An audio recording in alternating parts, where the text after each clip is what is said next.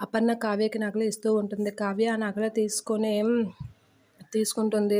ఆమె తర్వాత అపర్ణ ఇలా అంటూ ఉంటుంది. ఈ నగలు నేను ఇచ్చినంత మాత్రాన నిన్ను కోడలుగా నేను అంగీకరించానని నువ్వు అనుకోవడం చాలా పొరపాటు అనేత అంటూ ఉంటుంది. ఆ మాటలకి కావ్య, మీరు నన్ను అర్థం చేసుకోవడానికి సంవత్సర కాలం వ్యవధి కూడా పట్టలేదు, ఇంకా ఎక్కువే పడుతుంది అనుకోవడం కష్టం అనేత అంటూ ఉంటుంది. ఆ మాటలకి నేను నిన్ను కోడలుగా అంగీకరించను, నువ్వు నా కొడుకుకి భార్యవు మాత్రమే, నాకు మాత్రం కోడలివి అవ్వు అనేత అంటూ ఉంటుంది.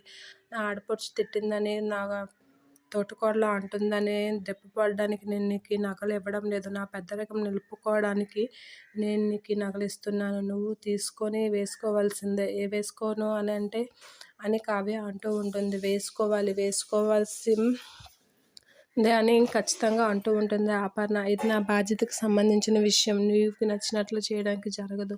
నేను నా బాధ్యతగా ఇచ్చాను. నాకు కోడలుగా అంగీకరించేది నీకు ఇవ్వలేదు, అది గుర్తుంచుకో అనేత అంటూ ఉంటుంది.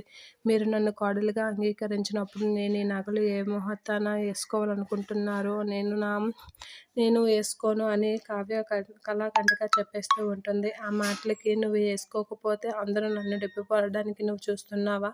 అలా జరగదు, నువ్వు వేసుకోవాలని చెప్పి అపర్ణ గట్టిగా చెప్తూ ఉంటుంది. కావ్య ఏం మాట్లాడకుండా కామ్గా ఉంటుంది. అయినా మీరు నన్ను కోడలుగా అంగీకరించినప్పుడు మీ కొడుక్కి భార్యగా ఎలా అంగీకరించాలనుకుంటున్నారు అని అంటూ ఉంటుంది. అది నాకు సంబంధించింది కాదు అనేత అంటూ ఉంటుంది అపర్ణ. నువ్వు ఈ నగలు వేసుకొని ఫంక్షన్లో కనబడాలి అంతే, అంతకు మించి నాతో ఎక్కువ మాట్లాడకని చెప్పి అపర్ణ అక్కడి నుంచి వెళ్ళిపోతూ ఉంటుంది. కావ్య అయితే చాలా బాధపడుతూ ఉంటుంది. మా అత్తయ్య నన్ను ఇంకా అర్థం చేసుకోలేదు, వేరే వాళ్ళ పంతం మీద నన్ను కోడలుగా అంగీకరించినట్లు నటిస్తుంది అని ఆలోచిస్తూ ఉంటుంది.